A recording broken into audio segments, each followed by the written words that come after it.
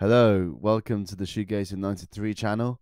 And today I would like to talk about the indie slash alternative rock slash shoegazer curtains hairstyle with the middle parting like this on the fringe, where the fringe kind of goes down to the eyes and that, and then it's like cut there, straight line across, and then goes down beyond the ear to the neck area. And like, why has it been hijacked by why was it hijacked by the boy bands of the mid to late 90s? Because it really started off as an indie rock hairstyle, and I think it's one that really should be continued to this day, because it is the traditional shoegazer look. I mean, there is the bowl cut where it is straight down fringe at the front, but there was also this one as well, the mid parting with the tendrils coming down like that. Um, and also there's the longer version of it as well, where it actually comes down like Kurt Cobain style to there. But this is like Daniel Johns from Silverchair, for example. He had it cut like this, where it goes down just below the eye, and then it just means that the curtains hairstyle is so good because when you're rocking out and stuff, it means you got these bits that sort of go over your eye, and it looks just so much cooler than just having short hair, really short hair. And here's a picture of me right in the middle, and I really got it perfect there, I think, because I, I got it a bit thicker at the sides, more volume at the sides, so that looks better. Like Teenage Fan Club. I think is it Gerard Love from Teenage Fan Club? Like he has a style like that. Um, so yeah, that whole indie rock shoegazer thing is, I think this hairstyle really should be synonymous with that.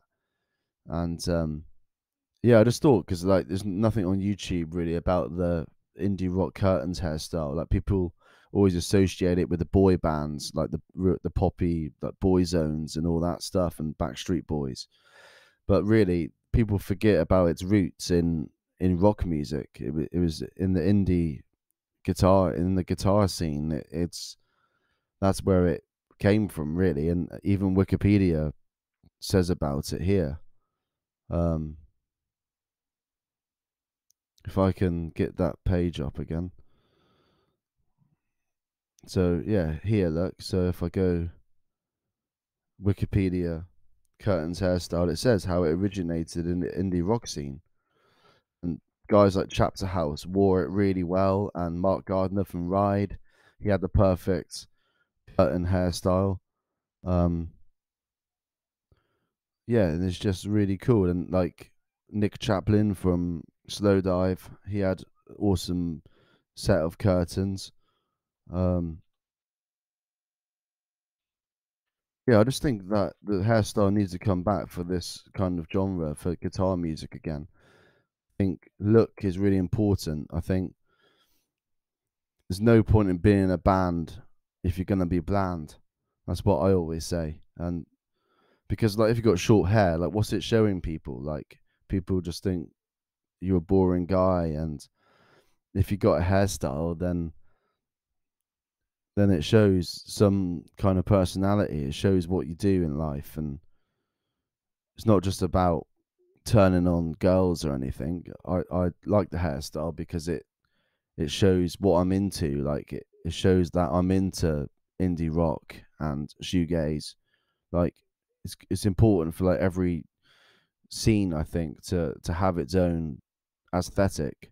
Like I do value that, and I do think it helps bands get places. Like it's like a business card. The look is really important, and people overlook it all the time, but it really is important. If you look at all the bands that have made it big, it's the hairstyle is a huge part of it. Obviously, music first. Music is always first, but um, I think look is really fundamental as well. Um, find that Wikipedia article where it says that he actually developed in the indie rock scene. Look at Nick McCabe from The Verve. I mean, that's a classic example right there. Nick McCabe, Mark Gardner, Chapter House, Nick Chaplin from Slow Dive, like all of those guys just wore it so well. Um, and it also looks good on girls as well. Like you think about Louise Wenner from Sleeper. Like I think she wore it really well. Like in between the video. Um, curtain hair. Here we go. Sorry, it's taken so long to find.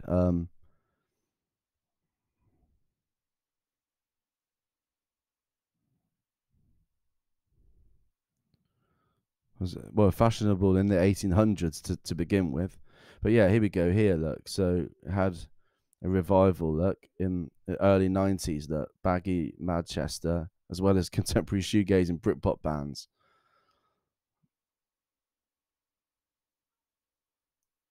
So yeah, then it was like hijacked by like the celebs and that and the boy bands. Oh yeah, and it's all in K-pop now, isn't it? Lots of Japanese. It's a very Japanese style. Um, yeah, and obviously like TikTok and Facebook, kind of Pinterest, all of that kind of revives the style.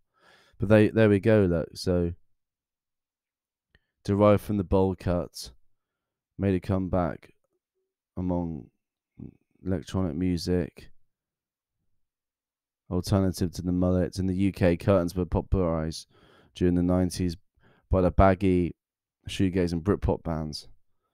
So yeah, there we go. So I'm not talking bollocks there.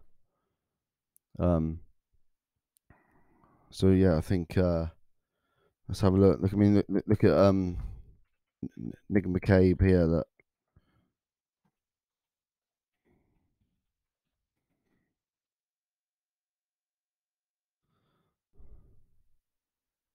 yeah, that one there. That's the classic curtain hairstyle. He's got it to a T there. Roland GP8. Well, I didn't know he used that. I mean, I've got the Roland GP16. Um, yeah, there we go. We can see it there. The curtain hairstyle, really, the part in the middle and the fringe going down just below the eyes, and then you got the straight bit at the side, and then around the ears like that. Um, and then you've got like Chapter House. Um, all of the guys apart from one had a great curtain hairstyle. There they are. Um,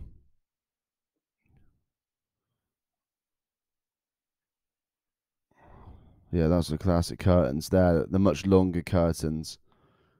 That's the from Ashley Bates there. Look, the drummer. He's got much longer curtains there than me. Um, Daniel Johns from Silverchair.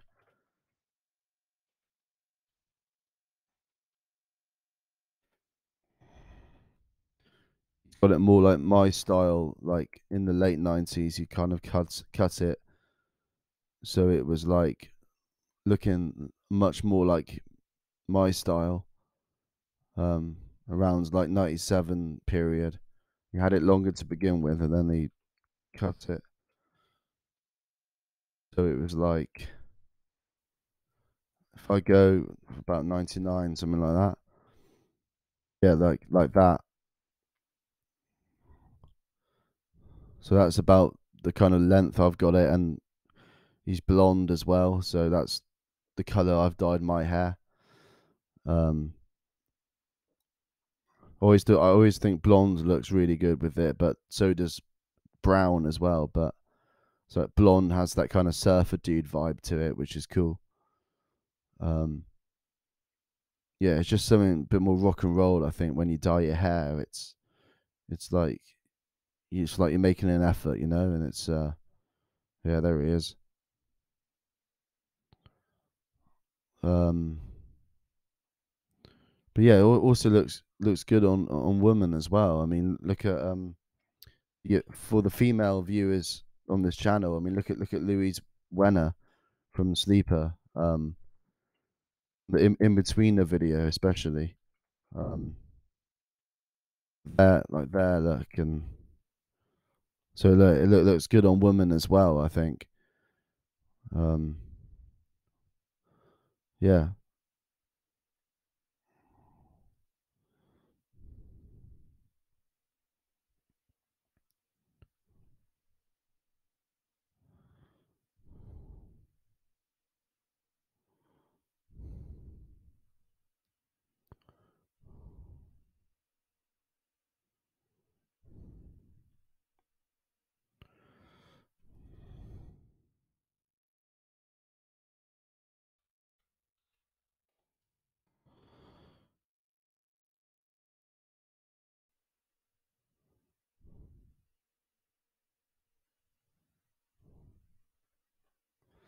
yeah, classic example of the curtains on a woman right there.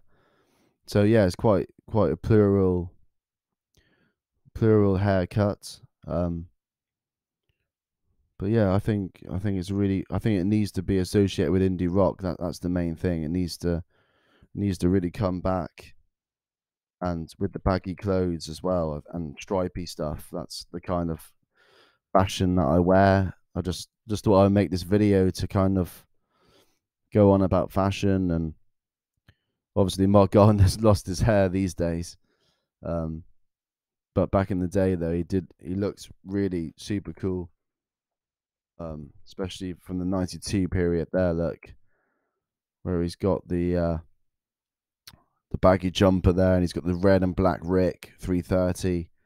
That's like his iconic guitar. That like I always picture Mark Gardner with that guitar, like because of the Brixton Academy gig and the Reading Festival. He also he wore that sort of hippie kind of top and that for like quite a lot of the photo shoots. Um, Yeah, Mark Gardner, man, the coolest guy in the indie scene in the early '90s. You could argue the stripy shirts and stuff. That's synonymous with shoegaze. I always wear baggy, stripy jumpers. I mean, look, like nearly every picture they got stripes going on. I mean, look, Andy and Mark both wearing stripes there. Um,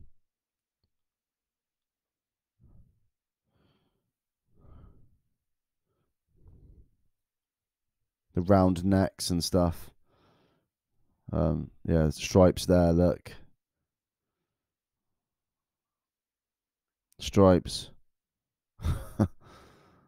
Bagginess on the arms,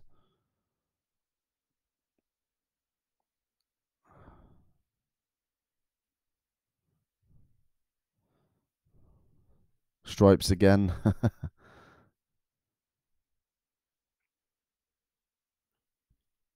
So yeah, just giving you like a little insight really into like indie, especially shoegaze fashion. But yeah, Britpop and that obviously adopted it because that was only like a few years later. And obviously I'm a fan of Britpop as well. Um, yeah, I think the '90s style and that is a really cool one, and that's one that I've definitely adopted myself. And I really think a look does help a band.